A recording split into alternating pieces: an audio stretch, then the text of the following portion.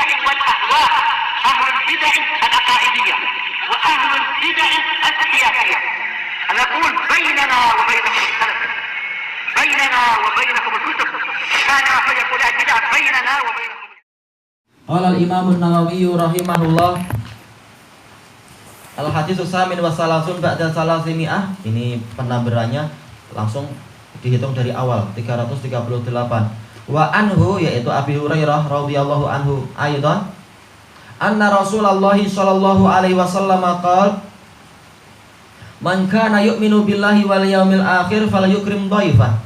Rasulullah SAW bersabda, barang siapa beriman kepada Allah dan hari akhir, hendaknya dia memuliakan tamunya. Wa man kana yu'minu billahi wal yaumil akhir falyasil rahimah. Dan barang siapa beriman kepada Allah dan hari akhir, hendaknya dia menyambung kekerabatan. Wa man kana yu'minu billahi wal yaumil akhir falyaqul khairan aw liyasmut. Barang siapa beriman kepada Allah dan hari akhir, hendaknya dia mengucapkan yang baik atau dia diam. Baik. Apa bagian mana yang diinginkan oleh beliau di sini? Yaitu falayasil rahimah. Kalau yang lain-lain apa? Sama ya lafaznya ya, sama. Falayasil rahimah. Baik. Apakah ayat ini apakah hadis ini sudah pernah kita lewati? Iya, sudah kita lewati dalam bab yang sebelumnya. Cuma lafaznya adalah apa? Yaitu makan yu'minu billahi wal akhir fala yu'dhi jarah. Diganti dengan apa? Falayasil rahimah. Baik, yang diinginkan sekarang adalah masalah apa itu? Falayasil rahimah. Makanya beliau mendatangkan lafaz yang ini. Tidak bicara tentang masalah tetangganya. Baik, hadis muttafaqun alaih. Di sini Rasulullah SAW bersabda, barang siapa beriman kepada Allah dan hari akhir, hendaknya dia memuliakan tamunya. Kenapa ini dikaitkan dengan keimanan Allah dan hari akhir? Karena memang Allah Ta'ala mensyariatkan untuk memuliakan tamu. Hal ataka hadithu dhaifi Ibrahim al-mukramin iddakhalu ahli faqalu salaman qala salamun qaumun munkarun faragha ila ahli faja'a bi'ijlin samin. Apakah sudah sampai kepadamu berita tentang tamu-tamu Ibrahim yang dimuliakan? Ketika mereka masuk kepada Ibrahim dan mengatakan salaman, Nabi Ibrahim menjawab salamun, kalian adalah kaum yang tidak dikenal. Kemudian Nabi Ibrahim bersegera kembali ke keluarganya, kemudian balik lagi dengan membawa yaitu daging anak lembu yang gemuk, hanit, yaitu yang sudah dimasak kalau di dalam ayat yang lain. Baik. Dan ini sudah kita lewati pembahasannya kalau tidak salah. Intinya adalah apa? Allah Ta'ala memang mensyariatkan untuk memuliakan para tamu. Demikian pula dalil-dalil dalam as-sunnah, dalil yang banyak. Ad-diyafah salah satu ayam, bahwasanya memuliakan tamu itu adalah selama 3 hari kewajibannya. Selebihnya adalah sedekah, nilai sedekah. Baik, ini kita lewati. Dan dikatakan beriman kepada hari akhir juga karena pahalanya sangat besar. Kalau kita memang percaya ada pahala yang besar, hendaknya kita muliakan tamu. Allah tidak akan menyia-nyiakan infak yang kita keluarkan untuk memuliakan tamu kita. Wa man kana yu'minu billahi wal yaumil akhir falyasil rahimah. Dan barang siapa beriman kepada Allah dan hari akhir, hendaknya dia menyambung kekerabatannya.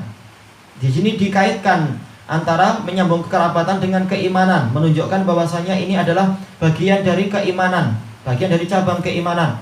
Makanya Imam Al-Baihaqi rahimahullahu ta'ala di dalam kitab kitab Syu'abul Iman menjadikan ini bagian dari cabang keimanan. Termasuk cabang keimanan adalah apa? Silaturahim, menyambung kekerabatan. Dan juga dikatakan beriman kepada Allah karena Allah Ta'ala adalah zat yang maha penyayang, dan dia memerintahkan manusia untuk menebarkan kasih sayang. Dan tentunya yang paling berhak mendapatkan kasih sayang dari kita adalah rahim kita sendiri, yaitu apa? Sanak kerabat kita sendiri, dawil arham. Yang paling dekatnya yaitu ayah, ibu, anak, saudara-saudari, sampai yang lebih jauh dan sampai ke kabilah secara umum. Makanya Rasulullah SAW bersabda, apa itu? Ta'allamu ansabakum tasilu arhamakum. Hendaknya kalian yaitu mengenal dan mempelajari nasab kalian, agar dengan itu kalian mampu menyambung kekerabatan kalian. Dan ini demi pahala kita sendiri. Kalau kita tidak kenal kekerabatan kita, tidak kenal sanak kerabat, kalau kita menyedekahi seseorang, pahalanya hanya 1.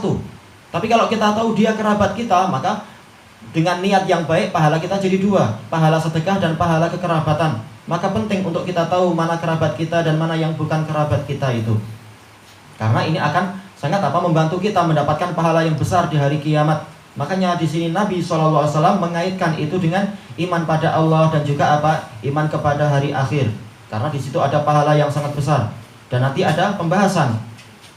Dan hadis yang setelahnya itu akan sangat menguatkan masalah ini. Dan tidak perlu disebutkan karena ini akan dibahas besok insya Allah terkait dengan ar-rahim. Karena al-jaza' min jinsil amal, insya Allah akan dibahas besok.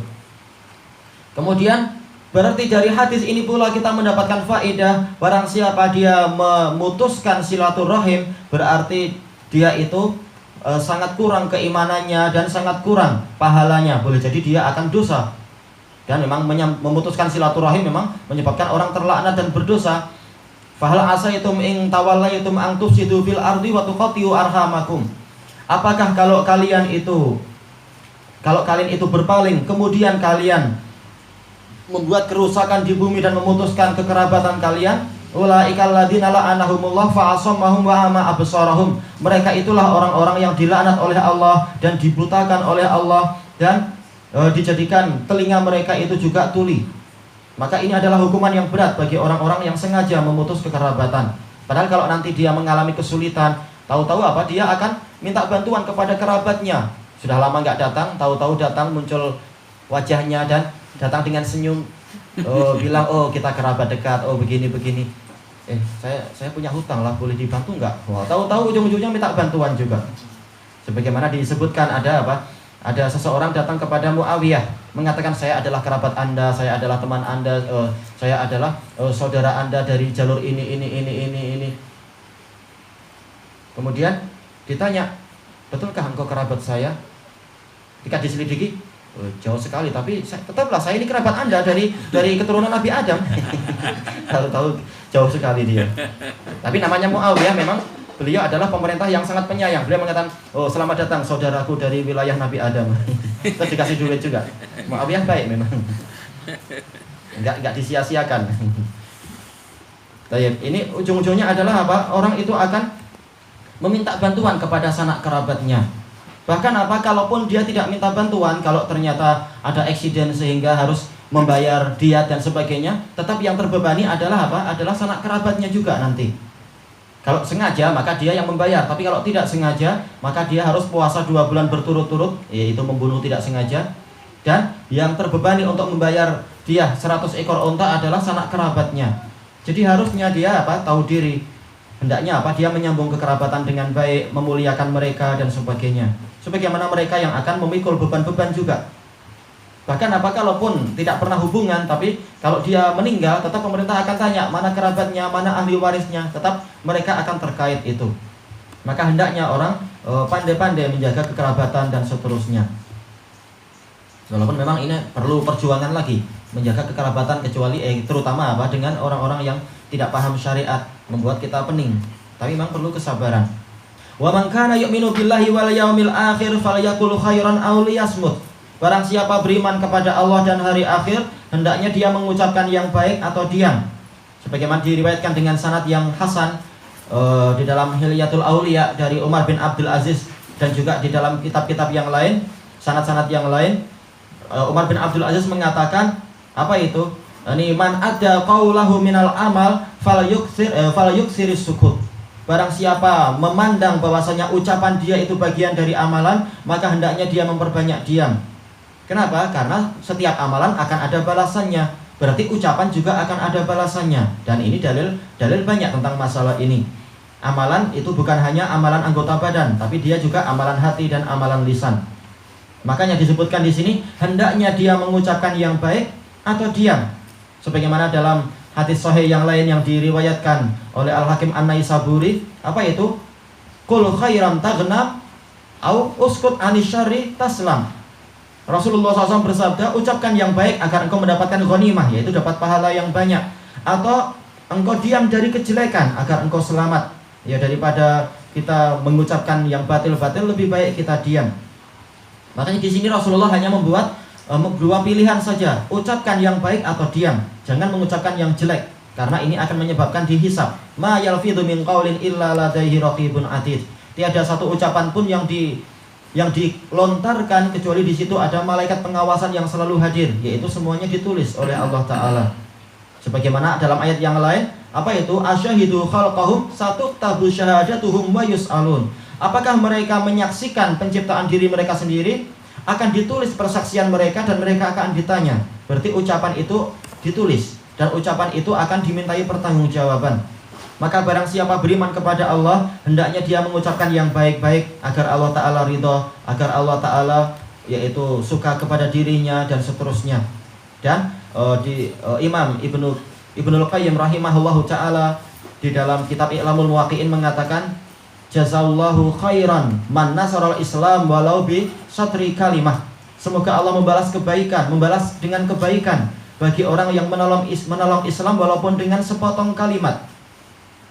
Karena apa? Kalimat sekecil apapun kalau itu baik, Allah Ta'ala tidak akan menyia-nyiakan. Apalagi kalau isinya adalah membela Islam dan seterusnya. Demikian pula apa? Ini terkait dengan hari akhir. Terkait dengan apa? Terkait dengan masalah hisab. Ucapan yang baik akan dapat kebaikan, ucapan yang jelek akan dapat balasan yang jelek. Maka hendaknya orang-orang sadar, di hari kiamat nanti semuanya akan ditanyakan. Maka hendaknya yang baik sering diucapkan, yang jelek hendaknya apa? Jangan diucapkan. Jangan berbicara yang jelek, jangan berdusta, jangan menggibai, jangan menipu orang, dan seterusnya. Lebih baik kita diam daripada kita mengucapkan yang batil-batil. Tayyib ilahuna wallahu a'lam.